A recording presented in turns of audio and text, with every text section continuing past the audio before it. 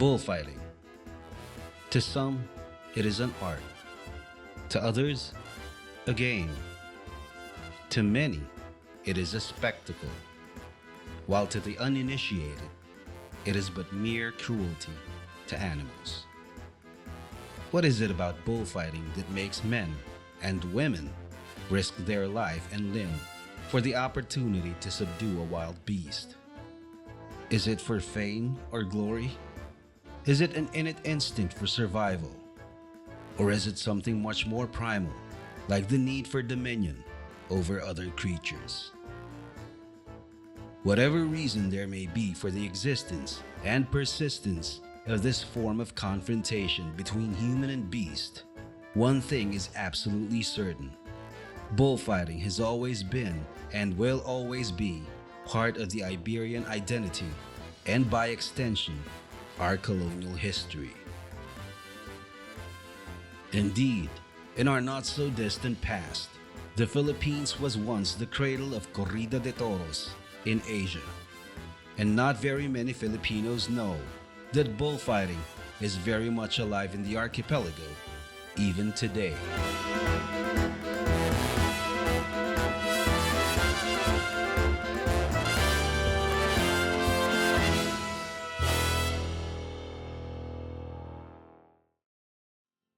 Bullfighting in the Philippines by Gaspar A. Vibal is the most extensive study on the subject of tauromachy in the archipelago. It reconstructs a much richer history and development of bullfighting in the islands than anyone ever imagined. Much of what was known about bullfighting in the Philippines was based on Wenceslao E. Retana's Fiestas de Toros en Filipinas and 3 academic essays written by Francisco Miguel Aranega, Jose Angel del Barrio, and Jorge Mojarro. The book divides the chronology of bullfighting in the islands into 4 epochs, which are all well documented and enriched with no less than a total of 163 images, many of which are rare or previously unknown.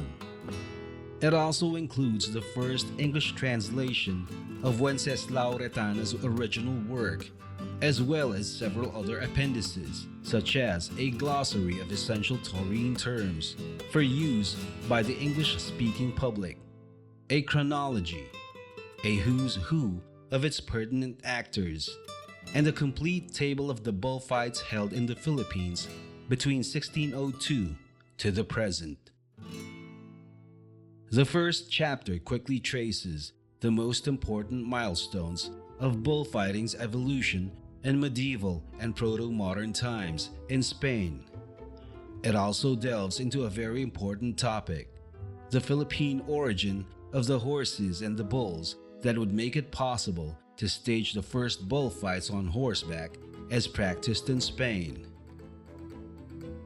The reader's attention are drawn to the presence of a considerable bovine population from the end of the 16th throughout the 17th century, substantiated by the report on the existence of 24 cattle ranches in the environs of Manila by 1609. The island of Masbate became a center of bullfighting in the 19th century, while the famed Batangas bulls were documented by Retana. The author proves that from early modern times, Philippine bullfighting possessed the equine and bovine populations necessary for the horse-mounted bullfight of the 17th and 18th centuries. The second chapter, which is dedicated to bullfighting in the Baroque era, is enriched by the author's collaboration with the great Spanish researcher Jose Angel del Barrio-Muñoz, a Manila resident until this year, and the author of 2 monographs, one on the War of Succession in the Philippines and another on the historical actions of the enlightened governor Fernando Valdez Tamon, as well as one of the best essays on Philippine bullfighting during the 17th and 18th centuries.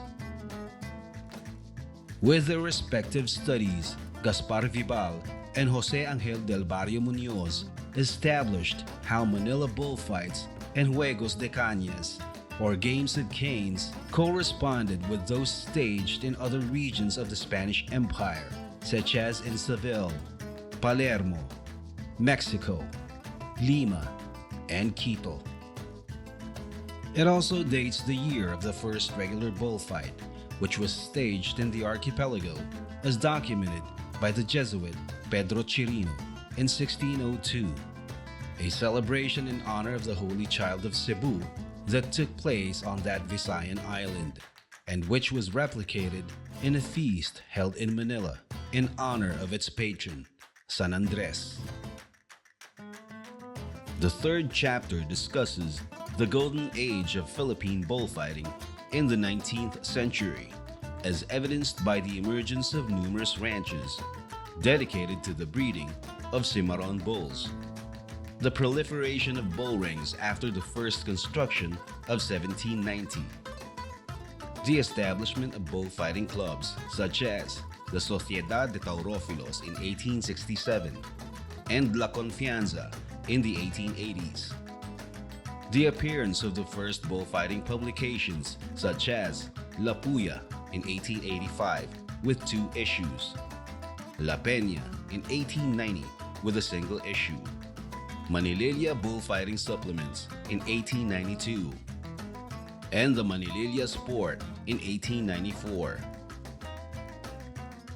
It also chronicles the rise of the first famous bullfighters who attracted the devout admiration of fans and drove huge numbers of spectators, such as Gaspar Diaz Cantoral, Labi or Lavi, Telesforo Gonzalez, El Americano, and Eduardo Almazan, Bonifa, and their female counterparts, Lolita Pretel and Angelita Pajes. The last chapter, the longest in the book, discusses the decline and eventual disappearance of fiestas de toros in the country. It illustrates the enmity that the American occupiers nurtured against Spanish legacy in the Philippines, most especially the demonization of bullfighting, which American colonizers regarded as the greatest symbol of Spanish barbarism. The advocacy of various groups for the protection of animals further undermined the bullfighting tradition until its official prohibition in 1899, which essentially spelled the death sentence of the fiesta in the archipelago. The tradition would, however, prove its resiliency when on 25 July 1913, on the occasion of the festivities of Santiago or St. James, which was also the National Day of Spain, a bullfight took place in Manila. 2 other such events took place again in Manila and then Cebu the following year. The practice once again prospered in the 1950s under President Ramon Magsaysay. The last chapter closes with some reflections on the decline of bullfighting in the Hispanic world and the Philippines, concluding with an accurate analysis of the conflicting perceptions that the popular spectacle provokes and that ultimately precipitated the decline of the art. In the Philippines, cockfighting has replaced bullfighting to become the quintessential national entertainment to the present day. There are, however, remnants of this Iberian tradition that can still be found in the country, such as the Pasungay Festival, held in San Joaquin, Iloilo. Bullfighting in the Philippines is the first comprehensive and credible history of Philippine tauromachy, supported by ample archival material and an exhaustive bibliography that skillfully integrates the best research in the field. The book is also an exciting historical narrative, filled with facts that are little known even to bullfighting enthusiasts and scholars. By and large, it is a truly essential book in the construction of a universal history of bullfighting. llevan siempre en la mano un pay. ¡Ándale, nena!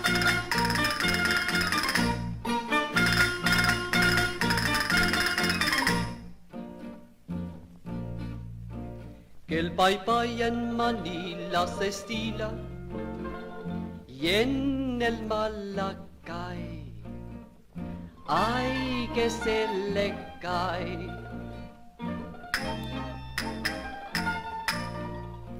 Y en los días de mucho calor, en la plaza se pasa mejor.